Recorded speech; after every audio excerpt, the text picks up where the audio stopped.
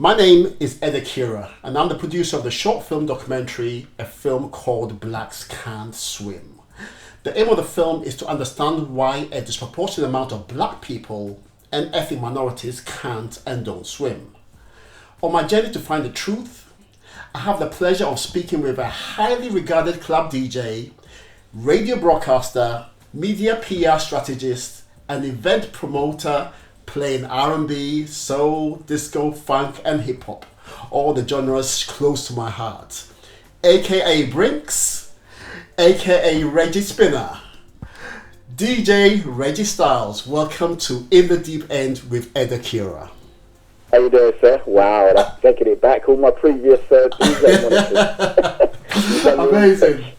Amazing. Is there anything I left out? Oh, that's fine for now, mate. So, swimming. Do you swim? Yeah. Can you swim? Yeah, I learned swimming at a very early age. Yeah, I do. So what's your story? Right, How did you so start? I began swimming because my mum got me to start swimming at about the age of 5, 6. Now, my earliest memory is, for some reason, I used to do swimming lessons at this pool. I think it was called Queen's Swimming Centre in Victoria. Now, I lived in Clapham at the time, and I was raised in Clapham. So how we managed to go swimming lessons down there, I'm not sure, but my mum probably obviously wanted the best for me. So that's how I began my swimming. And I can remember my first ever 10 metres, which was incredible, and achieving that at the first time was a good thing. So obviously, to your mum, it was very important. Yeah, my mum's a really amazing woman. I mean, she encouraged me from a very early age to do anything I wanted to do. So whether it was swimming, whether it was cricket, I used to be very sport orientated, and there was no excuse. If I needed a cricket bat, my mum would get me a cricket bat. If I needed a tennis racket, I remember going to Lily White's on a few occasions, and my mum being so supportive and getting me everything. And in regards to swimming, it was just a natural thing that I thought, everybody did. But also, I had the privilege of going to a grammar school, where it was a grammar school then, when I attended, which was Archbishop Tennyson's, and part of the curriculum at school was actually swimming as well. And we used to go to the Shell Centre. Now, the Shell Centre is based in South Bank, which is underneath there. I don't know if you're familiar with London, but in the centre of London near Waterloo, there's a big building where Shell, the oil company, have got their building. Yep, I know it very well. The ethics would work out now, but underneath there, they've got a full-length Olympic-sized swimming pool, boards and everything. And as part of our school, we used to use that for our swimming lessons. And that's where we used to go to do swimming with our school, which was, I look back on it now and I think how lucky I was to be able to attend a school that had all these facilities available to us at the time. Your family, does everyone in the family, immediate family, do they all swim? Apart from my parents, like my mum and my aunties, they don't really now, but yes, when they grew up, obviously they grew up in Sierra Leone. I mean, I was born in Sierra Leone myself, but they grew up in Sierra Leone, and they used to obviously swim in the sea, so they had the benefit of going to the beach and doing swimming and stuff like that. But for me personally, my cousins, they all swim. My elder brother, how should I say, foster brother, he used to swim as well because he went to the same school as me. So swimming was something that we always did. I used to go to Latchmere swimming pool to swim. I used to swim at a place in Clapham as well, where I used to also go swimming. So, swimming has always been a thing. I mean, I achieved quite a high standard. I managed to get my open air water survival swimming badge as well. So, it basically enables you to be able to swim in the sea and be able to survive in the outdoors. So I was very lucky that I was able to experience all these various things, which I thought were just a given at the time, but didn't realise how difficult it was for people to be able to find places to swim. So So your friends, your black friends, do they all swim? Yeah, quite a few of them, definitely, 100%. Okay, so I think we need to exchange friends because most of mine don't. Yeah, I think well, obviously your friends grow from your area that you grew up in, and I suppose we had a lot of facilities, and also on top of that, you know, I was fortunate enough to grow in the era of youth clubs. So we had local youth clubs, a local adventure club as well, where I grew up in Clapham, that we used to go in the summer holidays, and some of those things were going swimming, and quite a few of my friends enjoyed swimming as well at the same time. So, you know, we used to all go swimming, and I remember us having fun when the tidal wave machine would come on, and, you know, and then having chips afterwards from the local chippy. So, you know, I grew up in an area where it wasn't what you would call very rich, but we had the facilities because people like the GLA existed then, like the Greater London Authority, so we were able to swim for free. A lot of people use cost as a reason as to not learning how to swim. I think in a modern day, yes, it is quite expensive because you've got to become a member of a local gym. I think a lot of these centres that you have nowadays, I mean, you've got different levels. Obviously, you've got the high-end, you know, David Lloyd type places where you're able to swim, and then you've got your, you know, what you call lesser known pools. Who, yes, it does cost money because it's the grants that are not available anymore, and you know, I think if you're growing up in a single parent household, or if you're growing up in, you know, in a household where parents are just not able to use swimming as a priority for you to pay for, I think it is quite expensive now. But I think there are quite a few schemes that do encourage people to swim. I think with the black community, it's finding these schemes that enable us to be able to take advantage of them, because they do exist, but sadly, because I think a lot of parents are very much, their time is taken up trying to find the daily bread, it's very difficult to be able to find all these extracurricular activities unless your parents grow up in a peer group where a lot of the other parents do swim and are able to find these various centres and schemes that enable you to be able to swim for little or next to nothing. I speak to a lot of ladies, and the hair, a lot of black ladies use the hair as an excuse. I interviewed Alice Deering, who is the only black swimmer in Team GB, and she did a whole article for the BBC on hair and the reason why a lot of black women don't swim. Just remember, we grow in a society now where the way you look seems to define who you are. So people tend to not do things that are going to affect the way that they look and give them a hard time. I mean, I sympathise with black women when it comes to their hair, because, you know, people do get a lot of, black women do get a lot of stick in regards to their hair unfairly, but they're protecting their hair. And, you know, if you grow up around black women, all my family are women, so I kind of like have a better understanding of how the relationship of hair and how important it is to that person's personality and how they feel. And you know, in regards to swimming, it is a bit of a chore to be able to go out swimming and then also deal with your hair issues as well. And I think it's kind of like, it is psychological, and you're right, yeah, it should be the last thing on earth that you should worry about in regards to being able to swim, because like you said, it is definitely an important skill that you need to have. But in another sense, I do understand the challenges that black women face when it comes to their hair, and you know, it's not as easy to be able to maintain and look after your hair as maybe other people from different backgrounds are able to, because sometimes the products are not available, and also it's more the time, really.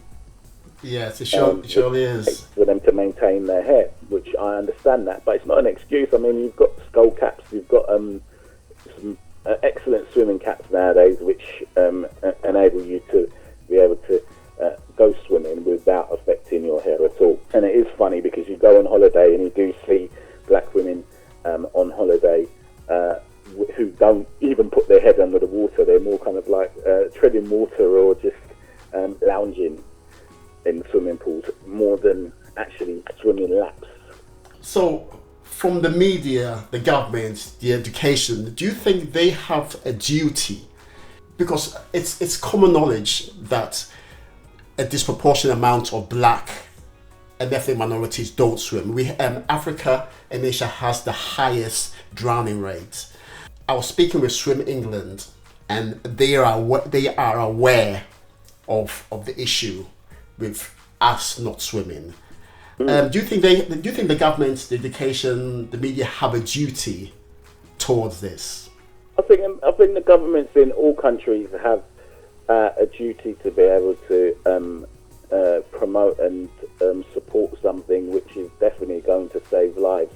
It's just, sadly, as we know, in a lot of African countries, especially those who are suffering from post-colonization and corruption and various other things, I think, running a government campaign and getting money out of the government to be able to spend for people to do swimming in a lot of the African countries, it's the least thing that they're actually thinking about. Most people, as you know, live hand to mouth in a lot of areas, as much as there are some great enriched affluent parts of Ghana. There are some great affluent rich parts of Nigeria, Sierra Leone and various other African countries. Sadly, comes with that the poor side of it, and it's always a hand-to-mouth existence, and there isn't. I know that there are various charities and NGOs that exist and organisations that help to do this and take up that slack, and I think a lot of governments are definitely, especially in African countries, are guilty of just leaving things like this to these organisations and charities to take up the slack with. Here in the UK, I think there definitely has to be a lot more focus. I think it's something that we definitely need to do more. But I still say, if black people we want to get swimming, us as black people need to come together and actually provide that type of charity or that type of organisation that is going to help them do it. We can't rely on just people helping us. We need to help ourselves a lot more. And hence the reason why we are campaigning with the Blacks Can Swim, and there's other various organisations like Swim Them that are doing a great thing. And I think the more we talk about it, the more, for instance, people like yourself talk about it, the more people are going to start hearing about it and thinking, this is something I need to do from a life skill perspective. So hopefully this is the beginning of the end of the disproportion of black and Asians and ethnic minorities not swimming. It might not be totally eradicated in our lifetime, but for our children, we started the ball rolling, so to speak. Yeah, definitely. I mean, obviously, when it comes to the black community, our hierarchy of needs has changed somewhat, and we do have a lot more people who are a lot more wealthier, who are able to support charity and organisations. Sadly, that's not, until you asked me to actually come on board and actually do this interview, swimming in the black community wasn't an issue that I thought was an issue. And it's only when I sat back and I thought, well, do you know what? He's actually right. And what you're doing is a great thing, which is highlighting this, and it's something that I will definitely take the baton on and spread the word via my radio show, and point people in your direction to find out more information about how they can improve the swimming and also improve the awareness within the black community about swimming. And on that note, I'll be expecting an invite to your show as well. Actually, no problem. I thought I'd just slip that one in there. That stupidness. I don't really say anything political, or I don't really say that much, which I should be doing more of. And You're absolutely right. Having somebody like you on there will actually bring some respectability to my radio show. And thank you very much. and and it's like representation. We need role models. And that's why I'm speaking with people like yourself, because the people look up to you, and people, so when they hear that you're talking about it, they might say, okay. And it's the community, the younger generation, and here's the reason why we need role models to get the message out there. So what have you been up to? What have you been up to, and what's your plans for the future? At the moment, still doing a lot of music marketing. I've currently just entered, after how many years, decided to do a bit of management of an artist. I'm trying to raise some awareness also about, obviously, various different things which happen in the music industry. DJing, and just basically trying to grow my various companies and interests. I've got a label which I've set up called Afrobull Music, which is designed to hopefully highlight a lot of music and kind of like fusion of house and African music. I've also got a company called Sierra Connect Entertainment, which helps Sierra Leonean artists, which I launched with my cousin, and that's doing not too bad. We've got quite a few Sierra Leonean, because Ghanaian and Nigerian artists are taking all the limelight. That's right, yeah, because I'm Ghanaian, so exactly. So I sat down with my cousin and said, you know what, what's happening? Where's the Sierra Leonean representation? So we've had this thing called Sierra Connect Entertainment that we've been running. It's doing pretty well at the moment, and we're just helping a lot of Sierra Leonean artists to realise their dreams. I mean, obviously, in the long term, I have a few plans which I hope, if I'm able to make enough money, to be able to reinvest into things such as, things like helping people to be able to swim, and, good causes and things like that. That's something that I would definitely love to be able to do. But for now, obviously, I can lend my voice and, as you say, maybe use some of my influence, as little as it may be, to help encourage other people to know more about some of our social issues that we don't really talk about. So, I'm really glad to be part of your podcast, and also part of being, being part of your campaign and what you're trying to do.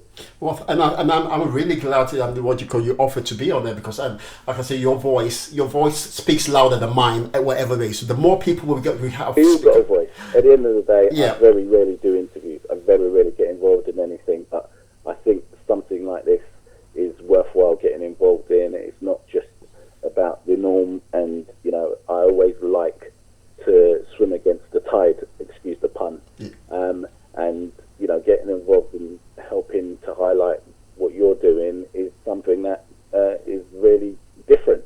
Really, it's not your run-of-the-mill, come and talk about this person or that person, come and talk about knife crime, come and talk about various other issues. I always shy away from that, because number one, there's enough people doing it, and number two, if you don't have the solution for something, it's kind of difficult to just go on and just rant on about the problem. What's the point in doing that? Yeah. You might, if you've got a solution for something, and you've got an idea of how it can be done better, then yeah, it's worthwhile speaking on those issues. And with this one, we have a solution. Just learn to swim. It's exactly. Listen, I'm doing it, and so if I can do it, anyone else can do it. Thank you very, very, very, very much for your time. Keep on doing the great work. Your involvement in this, it's an honour to have you. Likewise. So. I mean, you're doing some great stuff, and I wish you all the best of luck with your campaign. I'll definitely be supporting, and I'll do my best to try and highlight, getting people into swimming in as many areas as I can, and where possible. DJ Reggie Styles, thank you very much. No worries. Thank you very much.